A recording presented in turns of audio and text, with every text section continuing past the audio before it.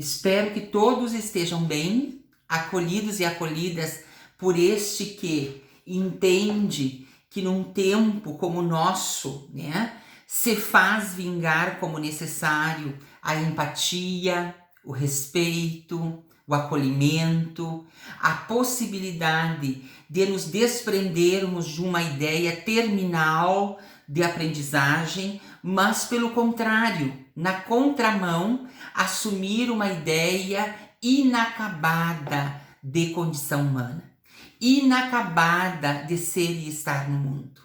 Hoje, trabalhando com o compêndio psicanalítico de Freud, por várias vezes eu me deparei com uma expressão que cabe muito para o nosso cotidiano. E eu gostaria de compartilhar ela com vocês. Ele diz o seguinte, né?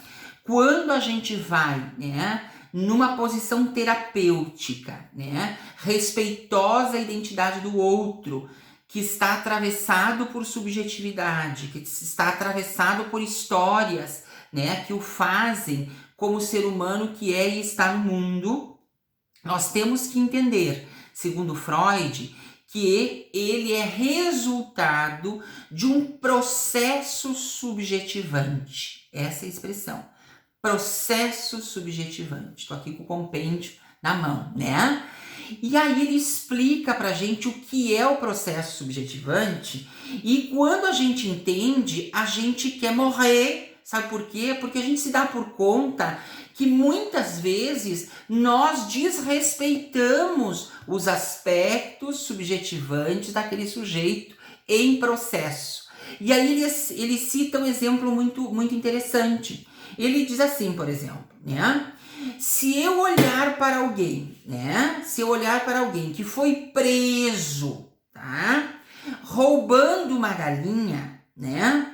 E eu partir do pressuposto duro de julgamento, numa condição onde eu entendo que verdade é isso e mentira é aquilo, né? Ou que correto é isso e que errado é aquilo, né? Eu de imediato, por juízo de valor, sem respeitar o processo subjetivante, porque eu não o conheço, eu vou emitir, vejam o perigo, eu vou emitir um juízo de verdade partindo de um processo subjetivante que eu desconheço.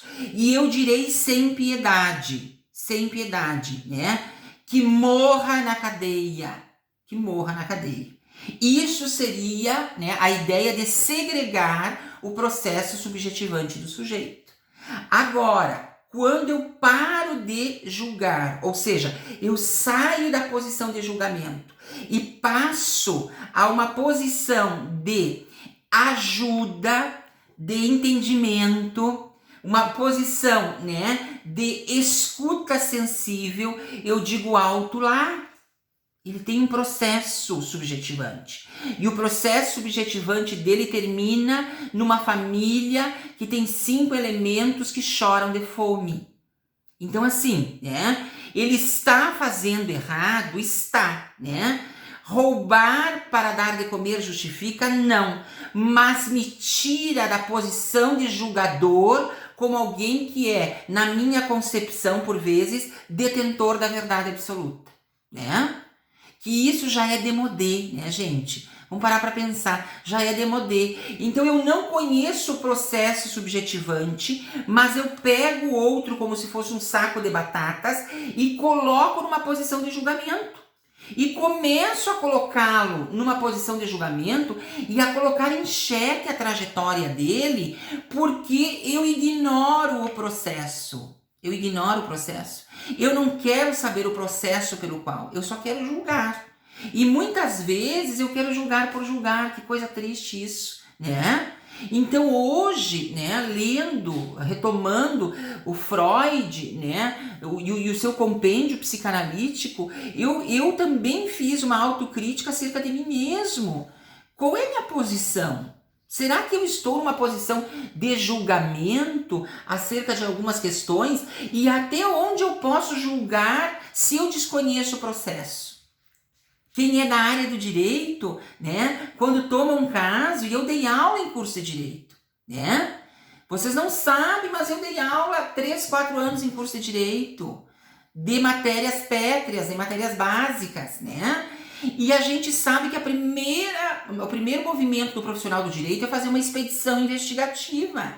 Ele vai estudar o caso para ver que elementos ele pode usar para posicionar, né, a defesa ou a condenação daquele sujeito, né? E eu penso que é isso que nos falta e que Freud traz com muita propriedade, o processo subjetivante. Qual é o processo subjetivante do seu filho para ele ser como é? Qual é o processo subjetivante do seu aluno para ele ser como ele é? Qual é o processo subjetivante da sua sogra para ela ser como ela é? Qual é o processo subjetivante da sua secretária que trabalha todos os dias com você e você, por vezes, né, humilha intencionalmente? Qual é o processo subjetivante dela, né? Então, olhar para o processo subjetivante, tomar conhecimento antes de se posicionar, né? A gente vê por aí um monte de absurdos, né? E fica pensando, será que quem posicionou em julgamento tem condições de julgar? Não sei, né? Porque talvez o processo subjetivante do outro esteja muito mais necrosado do que aquele que ele está julgando. Então eu venho de uma filosofia de vida aos 40 anos que, primeiro, nós temos que celebrar a conquista dos outros. Tem sol para todo mundo, sombra para poucos, porque a lei do retorno está aí, né? Einstein dizia, não jogue uma bola vermelha esperando uma amarela, que vai voltar uma bola vermelha, né? Então, cada um é responsável por aquilo que faz, né? Ou pela posição de julgamento que ocupa. Agora, eu venho da ideia de que julgar menos e ajudar mais, celebrar com a vitória do outro, né? Porque por vezes a gente diz, não, eu venho de uma posição de acolhimento, eu venho de uma posição de validação do outro, né? Eu transito com Freire, eu transito, né, com Brandão, né, que são pensadores que trabalham com a ideia, né, da educação como um processo de protagonismo, mas na hora que eu vejo o protagonismo do outro me incomoda. Então, até onde a teoria me atravessa? Então, sempre que nós formos, esse é um pedido meu, de amigo do saber, né? Sempre que a gente for emitir um parecer sobre alguém, vamos pensar no processo subjetivante desse alguém. Se eu conheço, e se eu não conheço o processo subjetivante desse alguém, eu não posso emitir parecer. Não posso. Eu tenho que me recolher, né?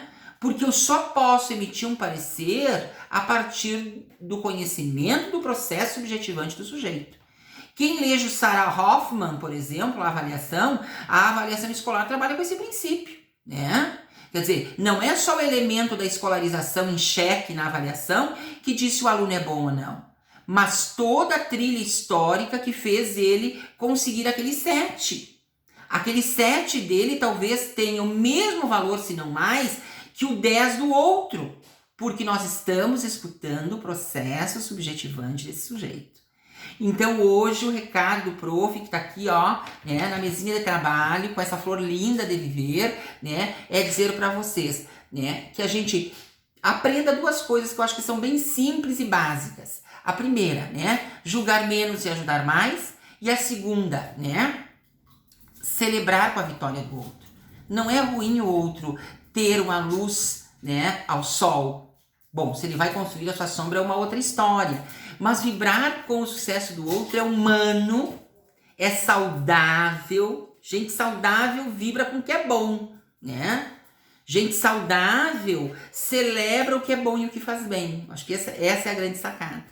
Quero deixar para vocês um beijo grande no coração do prof, né? O prof tá mandando para vocês ali que escutam, né, o prof, né, nos seus lares, nas suas casas, com muito carinho, e dizer para vocês, né, vamos escutar mais os processos subjetivantes das pessoas, né? Talvez aí a nossa empatia se maximize, né, tome o universo todo e a gente entenda que o caminho certo é o caminho do cuidado humano. Um beijo grande, grande, grande, grande, gigante e fiquem bem.